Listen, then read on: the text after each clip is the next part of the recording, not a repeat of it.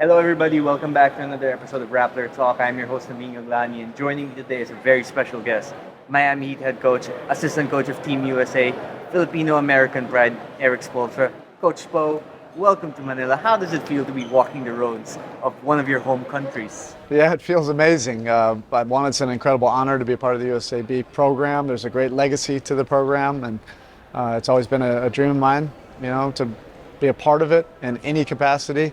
And then once I found out the World Championships were in Manila, I was like, oh my gosh, this is like a total dream. I don't even know what to do, but it's amazing. This is the perfect place, for the World Championships, for the 32 best countries in the world to be able to convene here for great competition. But everybody's going to be able to experience, how passionate the fan base is here for this beautiful game of basketball. And I'm really looking forward to our group, Right. really experiencing that firsthand.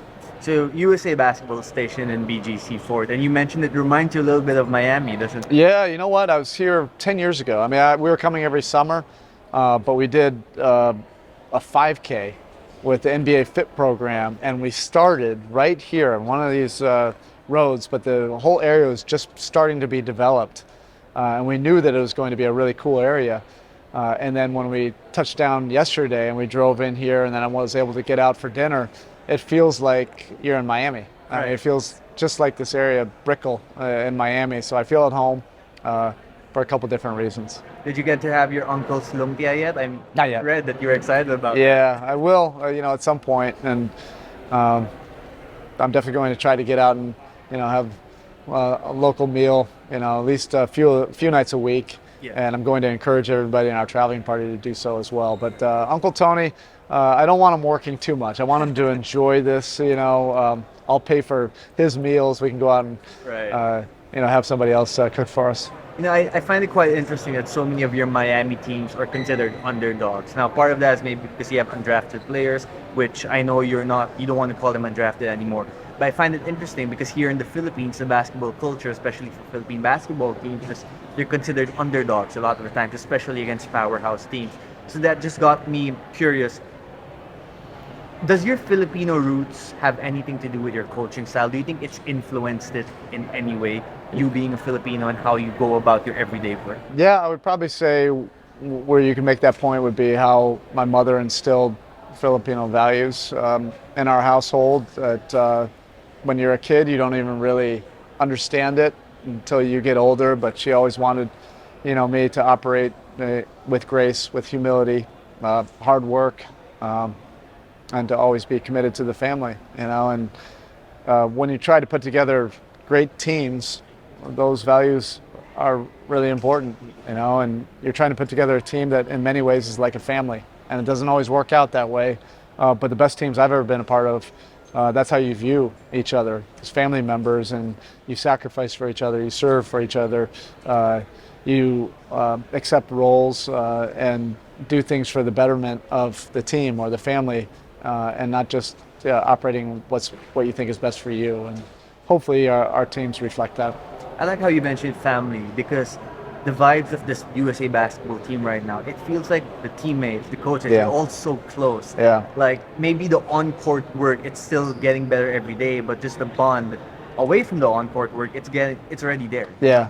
What have you learned from the fine young gentlemen on your team so far? I know they're not yet old, they're not yet veterans, but it seems like they feel like they're mature already in some way. Yeah, they really do have a beautiful spirit about them, that they want to commit to a team, to being part of a team, to trying to do something significant that you can't do on your own. For younger players, that's usually a little bit more of a challenge. This group has embraced that. These are the future stars of the NBA, but they're about winning. They're about the right things, and we understand we're young. We don't have the greatest experience in this tournament. But you can overcome a lot if you're really operating as a unit, as a team, a true team. And like I said, there also is talent on this group. Some of these guys might not be household names worldwide, but hopefully after this tournament they will be.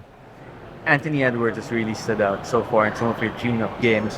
What is it about his approach to working and getting better that makes him such a great player on the court? Yeah, he does have a great work ethic. He has a competitive toughness. He has world-class talent, but he also is willing to be part of a team and sacrifice and be play a role on the team. But he's a fun guy to be around. Just really enjoys the moment and plays his best when it's needed the most. And he can captivate a crowd, like so few can. And the fans of Manila, are going to be able to experience that in the next 3 weeks. Okay, last question, Coach. You've been a part of some great teams throughout your USA and NBA coaching career.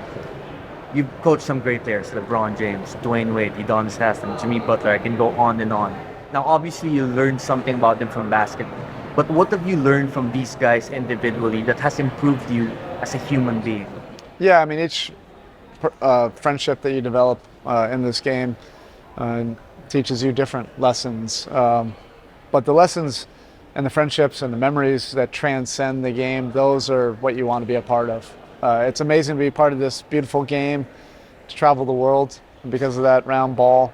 But the friendships now that I've created over the years, and knowing that I can count on text messages at key times, and vice versa, that they can hopefully know they can count on me. That's ultimately what it's all about. Sorry, last one. I just have to ask. Have any of your Miami players like Jimmy, Bam, or anyone else expressed interest in coming to the Philippines in the future? Dwyane Wade has. Dwyane Wade has. Yeah, he just told me that this summer before the Hall of Fame, and he's revered here, and so I would love for him to be able to experience the culture and the fan base here, and vice versa. So we'll see. One of these off seasons, hopefully he and I can make that happen. He'll have to come with you. Yeah. Ladies and gentlemen, that was Miami Heat head coach and USA basketball assistant coach Erik Spoelstra. Coach Erik, thank you so much for your time. Thank It was you. such a pleasure. All right, appreciate it. Thank you. Appreciate it.